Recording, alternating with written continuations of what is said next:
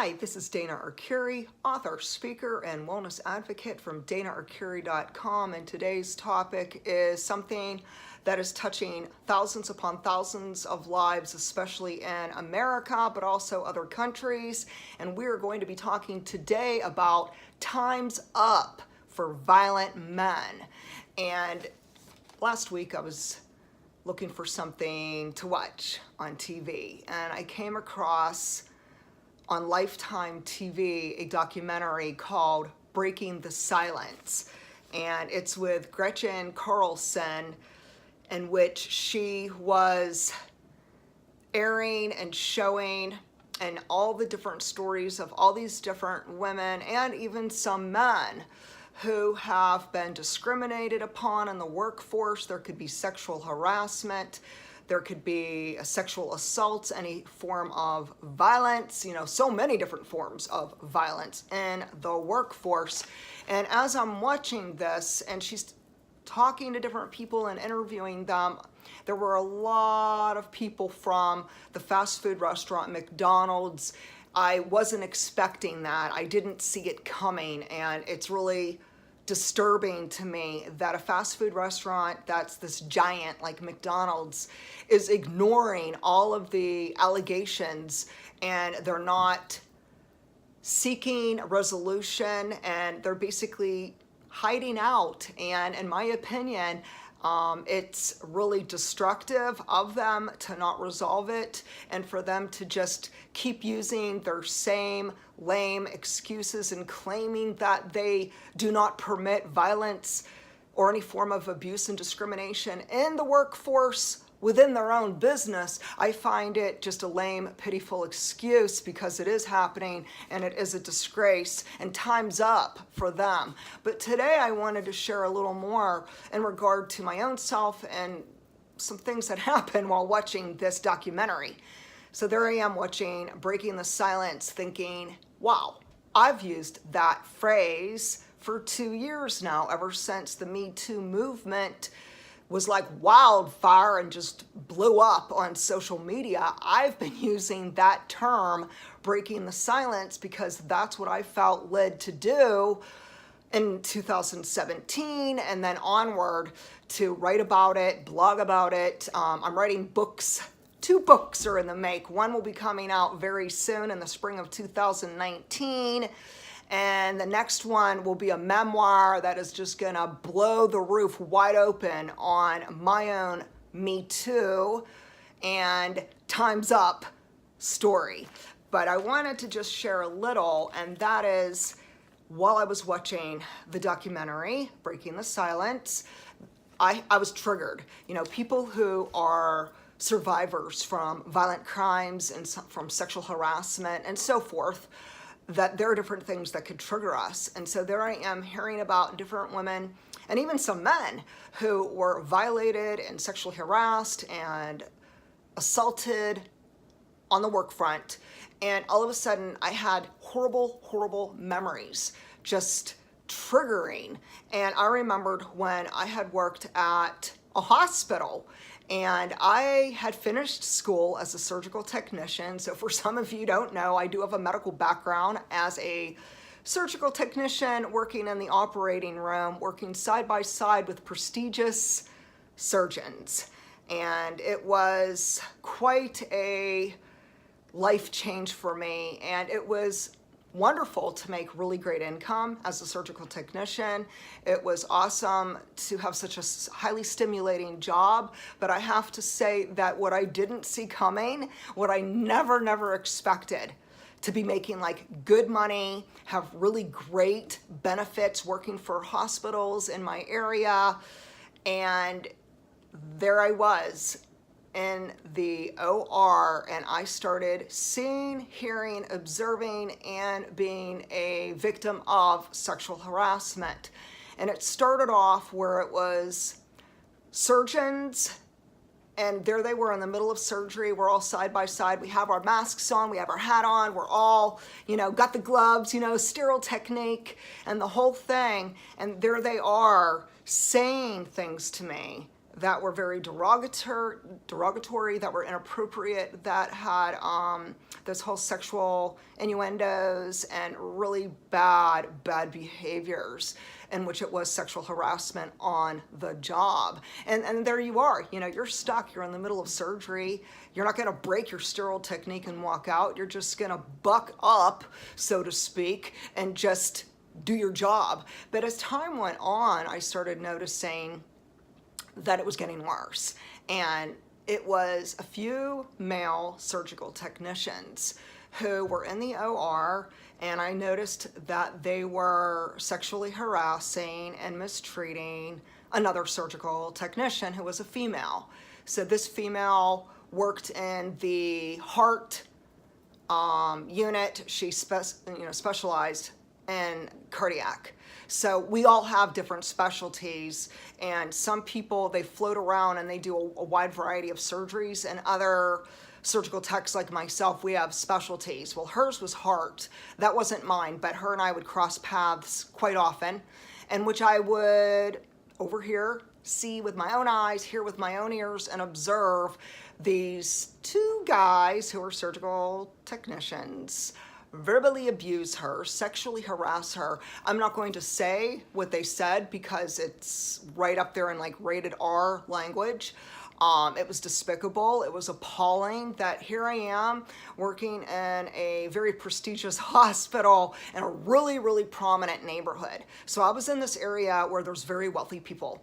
And it was a job that I was so excited about and so honored to get. And then there I am experiencing the sexual harassment and the horrific negativity with these men in the workforce. And the thing is, these men, especially the surgeons, are like Jekyll and Hyde. One minute they're smiling, the next minute they're a snake and they're ready with venom to bite you, and they're like poison.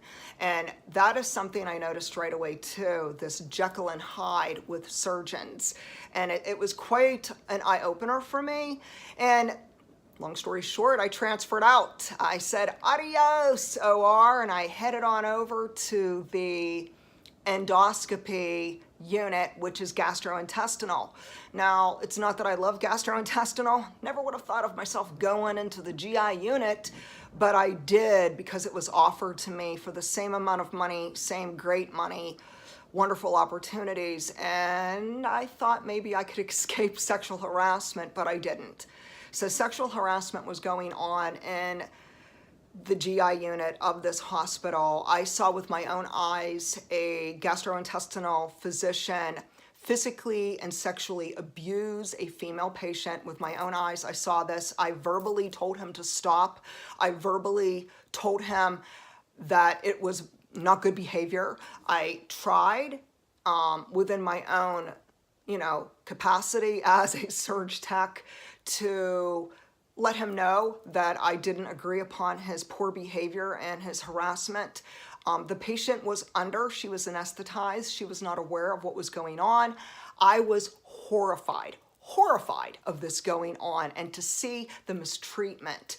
And shortly after, I decided to leave altogether. So I had only been in the OR and then the GI unit for under a few years and had been all together in the medical industry about 10 years. But I decided that's it. I'm going back in the beauty industry, surrounding myself around mostly women, females, where it's safer. And so that's what I did up until 2008 when I was diagnosed with fibromyalgia. And then my lifetime just stopped and things shifted big time. As most of you know, I'm an author, speaker, and wellness advocate. And because I am an advocate, I feel passionate about advocating about the injustice with women, the injustice of the workforce. And I believe that we need to build awareness and we need to know a few things. And here's my 2 cents worth on that the Me Too movement, and even like Time's Up, so whether it's the workforce or outside the workforce, rape is rape and abuse is abuse. But we have to understand that it's really not about sex. It really is about violence.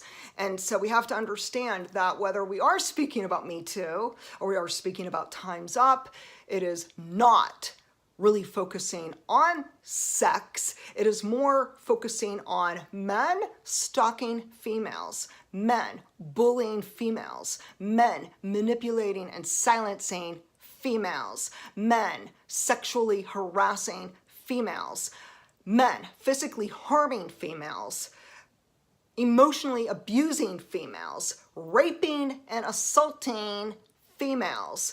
It includes domestic violence on the home front. How many wives are putting up with husbands who are raping them, who are physically and emotionally and spiritually abusing them? This is going on all over our world, and it has become an epidemic. We have an epidemic of violent men, not just in America, it's worldwide. And we have to understand that at the heart of this, and this is my opinion, at the heart of this is we have a judicial system of powerful men who are protecting other men. They are not protecting women. They are not protecting females. They are not protecting children, innocent children.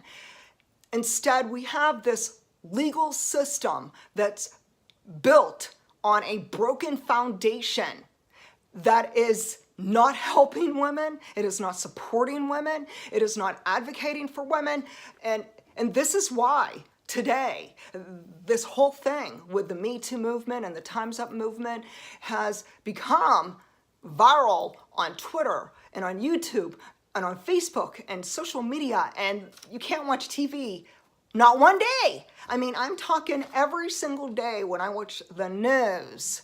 I hear about one person, whether it's a musician, whether it's someone in Hollywood, someone in sports, whether it's a church, and let's bring up that church violence is real, it's happening. We cannot, as Christians, close our eyes and turn away from the violence and the sexual harassment and the sexual assaults happening inside the faith communities around our world. That this has become also something that I am seeing on a daily basis, and I am advocating that we make changes. And I really believe that women especially, we need to come together. We need to say no more violence. I personally am fed up. I'm fed up with violent men. I'm fed up with a legal system that is not protecting women, that is allowing these men to abuse our children, to abuse us, and to abuse anyone who crosses their path because they can. Because if nobody's doing anything, and if everybody's just putting a blind eye towards it, there is no change. And so today I'm calling for a call of action. We need radical change for women today, women and children. And we need to understand too, and I'll repeat it again, men are not exempt, that there are some men, they are being physically, emotionally, spiritually, and sexually abused at work, at church, and at various different environments. And so we have to understand that there are both genders are being harmed. It is something that I believe is an epidemic. And once again, I'm advocating for change. I believe that something must radically change to have a positive impact to protect women and children and also the innocent men, and to be there to raise our voices, to create as much noise as possible, and to say, time's up, no more.